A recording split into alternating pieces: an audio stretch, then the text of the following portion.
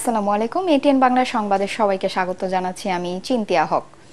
চট্টগ্রামে পতেঙ্গায় অবতরণের সময় বিমান বাহিনীর একটি প্রশিক্ষণ যুদ্ধ বিমান বিধ্বস্ত হয়েছে। এ ঘটনায় 2 পাইলট আহত হয়েছেন। সকালে পতেঙ্গায় কর্ণফুলী নদীর মোহনায় এ দুর্ঘটনা ঘটে।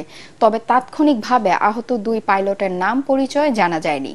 সকাল 11টার দিকে আন্তঃবাহিনী জনসংযোগ পরিদপ্তর আইএসপিআর জানায়, বাংলাদেশ বিমান বাহিনীর একটি YAK-130 প্রশিক্ষণ যুদ্ধ বিমান যান্ত্রিক ত্রুটির কারণে পতেঙ্গা এলাকায় দুর্ঘটনায় পতিত হয়েছে।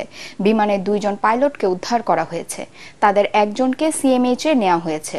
এদিকে বিধ্বস্ত যুদ্ধ বিমানটি উদ্ধারে কাজ করছে বিমান বাহিনী ও ফায়ার সার্ভিসের উদ্ধারকারী দল। বাংলাদেশিদের হজ যাত্রা শুরু হয়েছে আজ। ভোরে সাউদিয়া এয়ারলাইন্সে প্রথম ফ্লাইটে ঢাকা ছেড়েছেন 409 জন হজযাত্রী। বিমানের দ্বিতীয় ফ্লাইটে যান আরও 415 জন। এর আনুষ্ঠানিক উদ্বোধন করেন ধর্মমন্ত্রী ফরিদুল হক খান। আদ্দিন সজীবের রিপোর্ট। মুসলমানদের প্রত্যেকের কাছেই এ যাত্রা বহু কাঙ্ক্ষিত, প্রত্যাশিত। বছরের পর বছর এমন যাত্রার জন্য অপেক্ষা করেন অনেকেই। আল্লাহ তাআলার মেহেরবানিতে সেই যাত্রার চূড়ান্ত সময়ে তাই ভীষণ খুশি, তৃপ্ত মুসল্লিরা। আমার মনে একটা সুপ্ত বাসনা ছিল যে আমি হজ করব, কবে হজ করব। সেই আস্তে আস্তে ধীরে ধীরে সেই সুপ্ত বাসনাটি আল্লাহ আমাকে আজ পূরণ করতে সুযোগ করে দিয়েছেন। আলহামদুলিল্লাহ, আমার কাছে অত্যন্ত মুখরিত পরিবেশ মনে হচ্ছে, খুবই ভালো লাগছে। দোয়া চাবো দেশের মঙ্গল হোক, ইসলাম ধর্মের মঙ্গল হোক, আমাদের জীবনে ইসলাহি পূর্ণ হোক। সমস্ত বিশ্বের মুসলিম নরনারীর জন্য দোয়া করব, দেশের জন্য দোয়া করব, বাবা মার জন্য দোয়া করব। কদিন বাদেই লাব্বাইক আল্লাহুম্মা লাব্বাইক ধ্বনিতে মুখরিত হবে সৌদি আরবের পবিত্র ভূমি। কাবা শরীফ হারাম ঘিরে সেই প্রার্থনার জন্য যাত্রাপথে মুখিয়ে আছেন হজযাত্রীরা। অপেক্ষা, দীর্ঘযাত্রার ক্লান্তি কোনো কিছুই যেন স্পর্শ করছিল না তাদের।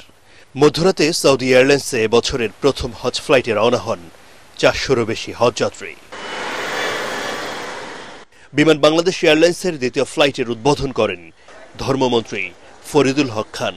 তিনি জানান, এবার হজে যাচ্ছেন 83,000-এরও বেশি বাংলাদেশি, যার অর্ধেকেরও বেশি এরই মধ্যে ভিসা পেয়েছেন। হজযাত্রীদের অনেকেই আছেন যারা তিল তিল করে জমানো সঞ্চয় দিয়ে হজ করে থাকেন। তাদের আবেগ অনুভূতিকে সম্মান দেখাতে হবে। হজের সাথে সংশ্লিষ্ট প্রতিটি সংস্থাই তাদের সর্বোচ্চ সেবাটা দিতে বদ্ধপরিকর। বিশেষ করে যারা হজযাত্রীর লাগেজগুলো হোটেলে পৌঁছে দেওয়াটা, লাগেজগুলো হোটেলে অনেক সময় লাগেজের মধ্যে তাদের টাকা পয়সা, বিদেশি মুদ্রা, ওষুধপত্র থাকে। এগুলো সঠিক সময় যদি হোটেলে পৌঁছাতে না পারে তাহলে এটা ওনাদের জন্য খুবই অসুবিধার সম্মুখীন হয়। এবার সরকারি ব্যবস্থাপনায় হজে যেতে নিবন্ধন করেছেন 4,500 এবং বেসরকারিভাবে 79,000 বাংলাদেশি। চাঁদ ওঠা সাপেক্ষে 16 জন পবিত্র হজ হওয়ার সম্ভাবনা বেশি। আদ্দিন সজীব, এটিএন বাংলা, ঢাকা।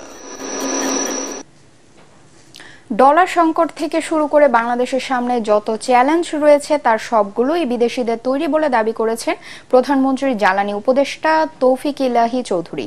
পেট্রো বাংলায় ভূতাত্ত্বিক জরিপ অধিদপ্তরের এক সেমিনারে তিনি এমন দাবি করেন।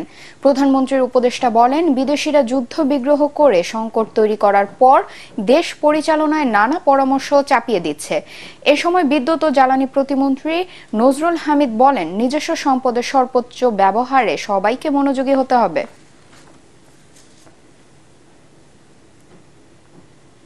থাইল্যান্ডে 5 লাখ শ্রমিকের বাজার ধরতে পারছে না বাংলাদেশ। দেশটিতে প্রায় 2,000 বাংলাদেশি বাস করলেও সেখানকার শ্রমবাজারের সুফল পাচ্ছে কম্বোডিয়া, ভারত, মিয়ানমার সহ প্রতিবেশী দেশগুলো। বৈদেশিক মুদ্রার রিজার্ভ বাড়াতে থাই শ্রমবাজারে নজর দিতে সরকারের প্রতি আহ্বান জানান সেখানকার বাংলাদেশি ব্যবসায়ীরা। নিরঞ্জন দেবের ছবিতে থাইল্যান্ড থেকে ফিরে রিপোর্ট করছেন আপেল মাহমুদ।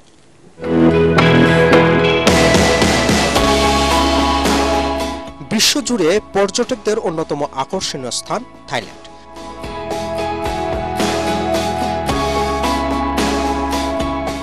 কম খরচ, সহজ ভিসা প্রক্রিয়া আর সুন্দর আবহাওয়ার কারণে প্রতি বছর লাখ লাখ পর্যটক ছুটে যাচ্ছেন দেশটিতে।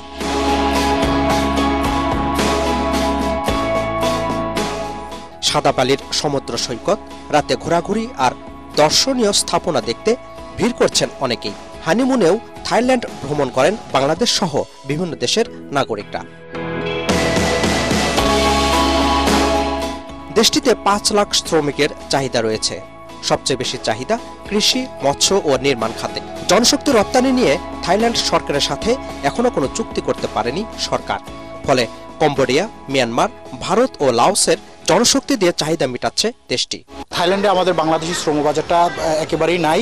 তো আমাদের যথাযথ কর্তৃপক্ষ যদি যথাসময়ে ঠিক মতন যদি এই শ্রম বাজারটা নিয়ে কাজ করেন, আমরা আশা করি আমরা আমাদের বাংলাদেশি শ্রম বাজারটা থাইল্যান্ডে অতি শীঘ্রই ধরতে পারবো এবং আমাদের দেশের যে রেমিটেন্সের যে ব্যাপারটা সেখানে একটা উল্লেখযোগ্য ভূমিকা কিন্তু আমরা রাখতে পারবো। ওয়ার্ক পারমিট ভিসায় থাই নাগরিকদের সাথে যৌথভাবে রেস্টুরেন্ট, আবাসিক হোটেল, পোশাক, পর্যটন ব্যবসা করছেন প্রায় 800 বাংলাদেশি।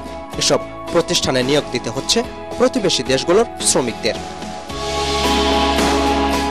এখানে দেখেন পার্শ্ববর্তী দেশ আমাদের ইন্ডিয়া, মিয়ানমার বলেন, ভিয়েতনাম, কম্বোডিয়া, ওরা কিন্তু এখানে ব্যবসা করে যাচ্ছে, কিন্তু আমরা বাঙালিরা আমরা ব্যবসা এখানে করতে পারতেছি না।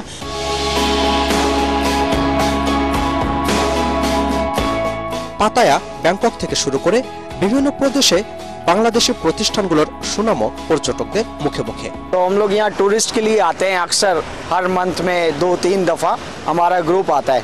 लेकिन हम इस पूरे थाईलैंड में ये एक बंगला रेस्टोरेंट है, बहुत अच्छा है, इसका खाना बहुत अच्छा है, लजीज है। मैं आप सब बंगाली भाई से अपील करता हूँ कि आप लोग भी आएँ, इधर आके खाना खाएँ, इंशाल्लाह आपको सर्विस भी अच्छा मिलेगी।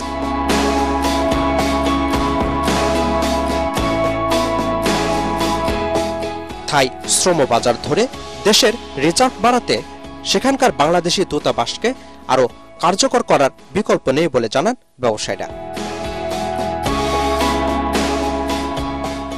Apple Mahmud, ATN Bangla, Bangkok, Thailand.